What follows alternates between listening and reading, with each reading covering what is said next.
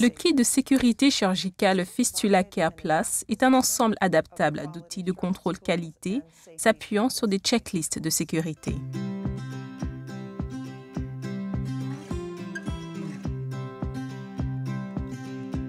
Il existe un important réseau mondial de chirurgiens dont le travail s'appuie sur le concept de sécurité de la patiente. Il a été établi en 1980 au sein de l'Assemblée mondiale de la santé et de l'Organisation mondiale de la santé. Le concept central de ce réseau étant la sécurité. Tout établissement qui pratique la chirurgie peut utiliser ce kit. Le kit a été spécifiquement conçu pour les problèmes de prolapsus et d'incontinence associés aux fistules, car c'est notre spécialité, mais les checklists sont universelles et peuvent être utilisées par tout type d'établissement. Grâce à ces listes de procédures identiques à effectuer à chaque intervention, la sécurité de la patiente est garantie dès son entrée à l'hôpital, et ce, durant tout le traitement, en particulier en milieu opératoire où les enjeux sont très élevés pour la patiente comme pour le personnel.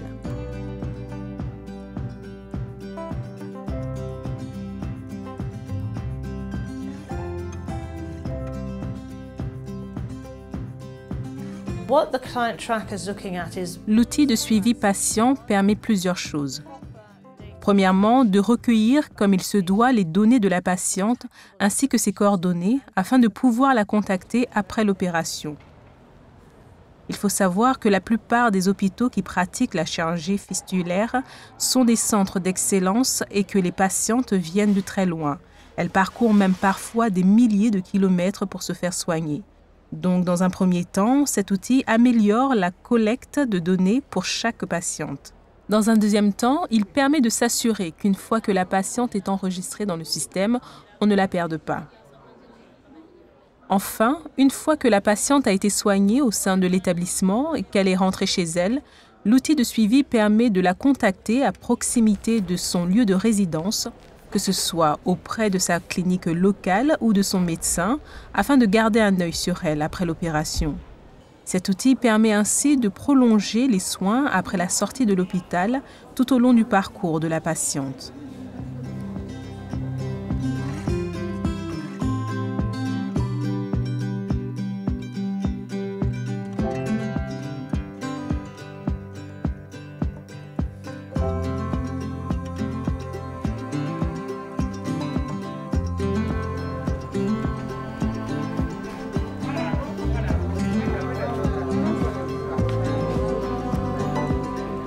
La checklist d'admission en hôpital pour un candidat à une intervention chirurgicale sert à s'assurer que les coordonnées de la patiente sont bien enregistrées afin de permettre une prise en charge plus rapide.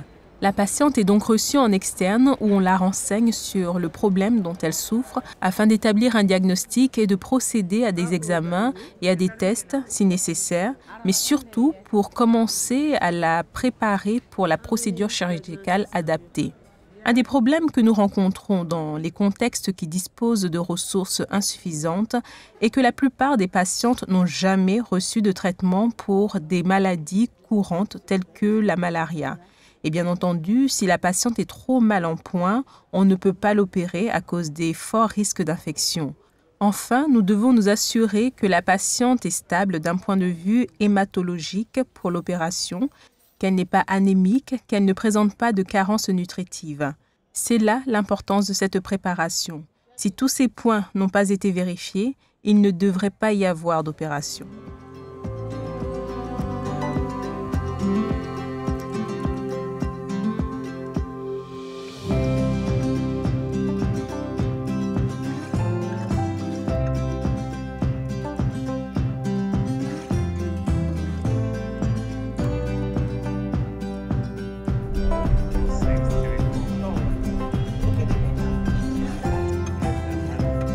La checklist de validation préopératoire permet, premièrement, de nous assurer que la patiente que nous recevons est bien celle que nous avons vue lors du diagnostic. Elle nous permet aussi de valider et de confirmer nos conclusions, notre réflexion et la procédure envisagée pour la patiente. Elle nous aide également à vérifier, par exemple, dans le cas où la patiente doit être opérée pour une fistule, que nous pratiquons bien l'opération prévue qu'il s'agit bien de la meilleure décision, que la patiente signe et accepte la procédure qu'elle va subir et, parfois, si nécessaire, que le but de l'opération a déjà été identifié et indiqué pour guider les chirurgiens dans la salle d'opération et que toutes les mesures de précaution ont été prises afin d'assurer la sécurité de la patiente avant de la faire entrer en salle d'opération.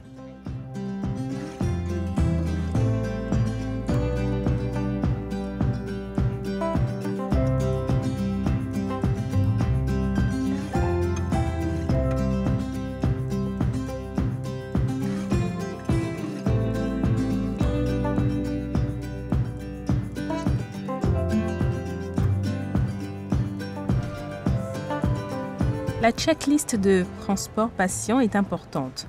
La patiente est maintenant en blouse d'hôpital avant d'entrer en salle d'opération.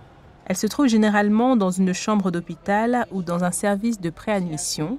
Il faut donc à nouveau vérifier son nom et sa date de naissance en particulier, car plusieurs personnes peuvent avoir le même nom et s'assurer que la patiente est absolument prête, qu'elle consent à l'opération, qu'elle a reçu les conseils nécessaires avant d'entamer la procédure et qu'elle souhaite donner suite. Une fois toutes ces vérifications faites par le personnel soignant et l'équipe administrative de ce service, on emmène la patiente en salle d'opération. Une fois que tous les points de la checklist ont été vérifiés et que la patiente est en salle d'opération, la partie correspondante du document en question est remise à l'équipe qui accueille la patiente en salle d'opération. L'équipe qui réceptionne la patiente en salle d'opération doit être en mesure de confirmer que tout a été vérifié et qu'il s'agit bien de la patiente attendue pour cette opération.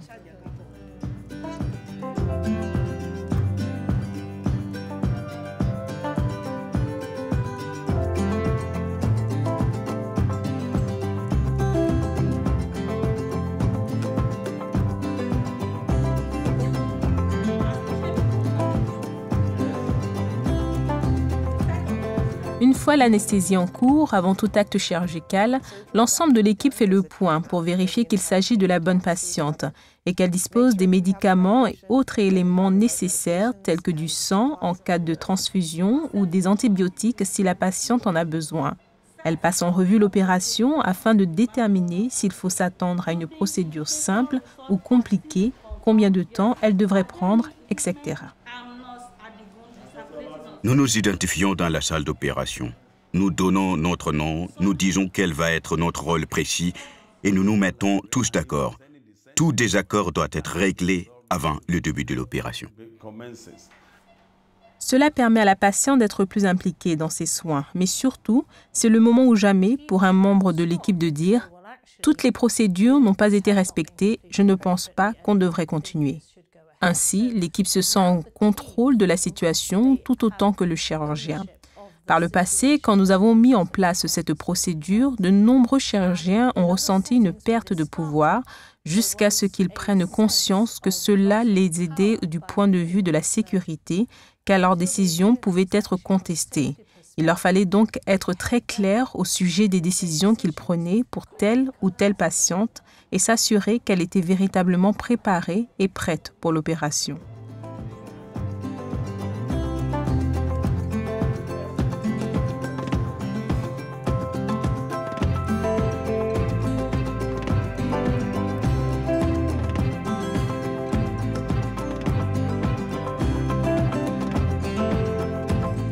L'outil de suivi d'événements d'assurance qualité Sentinelle est très utile pour chaque membre du personnel, pour les cliniciens et pour l'établissement lui-même. Il fonctionne à différents niveaux. Le niveau de base identifie les établissements qui souffrent de faiblesses susceptibles d'engendrer des complications dans la prise en charge du patient. Si ces problèmes ne sont pas identifiés, ces complications peuvent prendre des proportions extrêmes telles que le décès. L'aspect le plus important de l'outil de suivi d'événements Sentinelle est qu'il identifie le problème et étudie les solutions possibles à mettre en œuvre. Il n'est pas question de faute ici, ce qui est essentiel, car à partir du moment où l'on rejette la faute sur un autre, dans cet environnement, on perd la volonté d'améliorer les choses. Le passage d'une démarche de culpabilisation à une démarche d'analyse des systèmes est une transformation saine et positive. Et l'outil de suivi d'événements Sentinelle permet cela.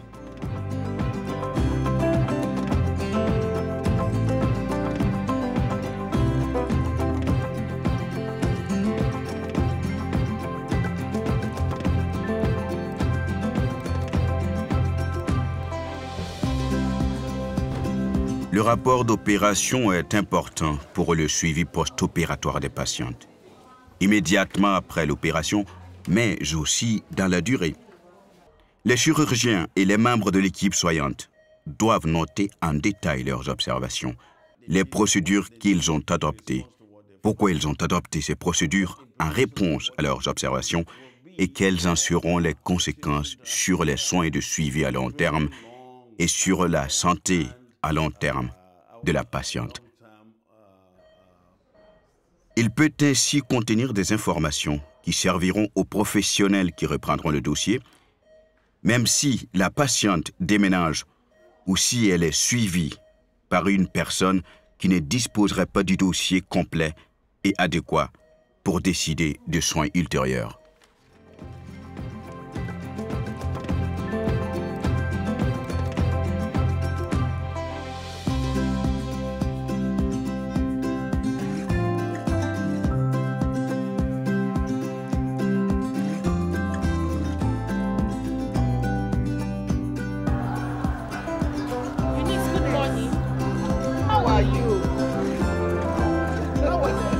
Conformément aux bonnes pratiques, l'équipe soignante doit rendre visite aux patientes chaque jour qui suit une opération, et ce, dès le lendemain.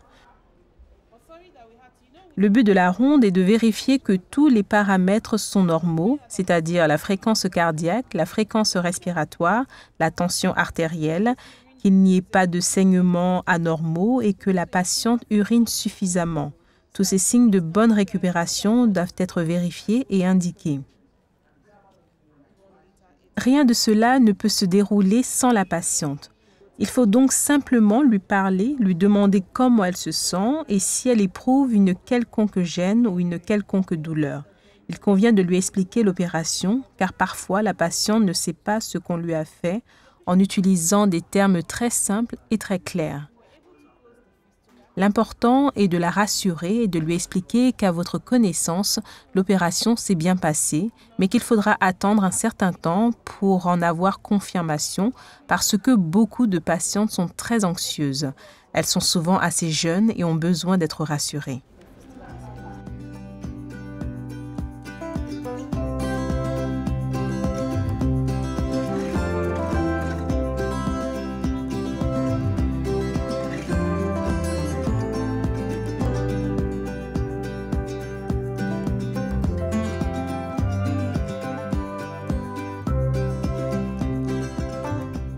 Le résumé de sortie est souvent un simple document qui indique le diagnostic et l'opération effectuée, ainsi que la présence d'éventuelles complications.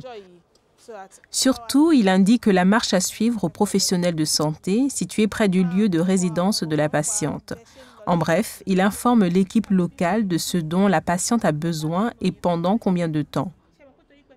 Du point de vue de la patiente, c'est sans doute le document le plus important de tous. La patiente et sa famille ont souvent des questions auxquelles elles attendent des réponses. Elles peuvent parfois avoir l'air très simples ou insignifiantes pour l'équipe, mais elles demeurent très importantes pour la patiente et il est essentiel de prendre ce temps avec elle. Il faut informer la patiente de ce qui lui est arrivé et des problèmes qui pourraient survenir pendant sa période de guérison à long terme. Elle doit être informée des activités qu'elle peut faire, car certaines peuvent avoir un impact sur la guérison. Toutes ces petites choses qui peuvent nous paraître banales à nous professionnels sont en fait essentielles au bien-être des patientes et à leur guérison. Il s'agit d'une opération complexe et la phase de guérison est aussi importante que l'intervention elle-même.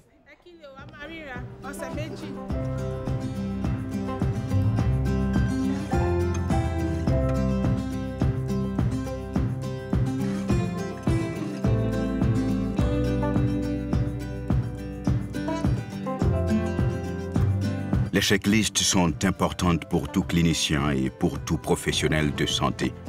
Et pas seulement pour le traitement des fistules. Je continue de les utiliser et en conseille l'utilisation à tout clinicien soucieux de respecter les critères d'intégrité et d'éthique liés au serment d'Hippocrate, afin que les patients ne soient exposés à aucun danger injustifié. Et bien sûr, que tous nos patients bénéficient de soins de premier ordre. Les données sont sans équivoque. Ces outils sauvent des vies et aident les équipes à travailler ensemble.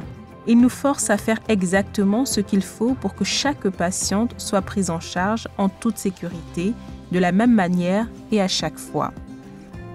La pression et l'anxiété liées au maintien de la sécurité de la patiente sont assumées par l'intégralité du groupe.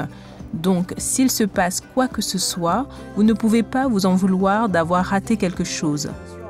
C'est un effort collectif et un travail d'équipe.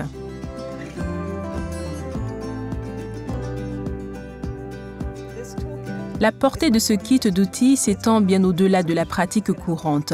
Il va vous aider dans vos recherches à parler à votre ministre et à intervenir à l'échelon local, national et international en vous fournissant des informations tangibles et importantes que tout le monde voudra entendre. Il va faire évoluer votre carrière et vous ouvrir les yeux sur tout un monde de possibilités que vous n'aviez peut-être pas encore envisagées. Il va vous aider à travailler en équipe, vous apprécierez encore plus votre métier et vos patientes en seront d'autant plus heureuses.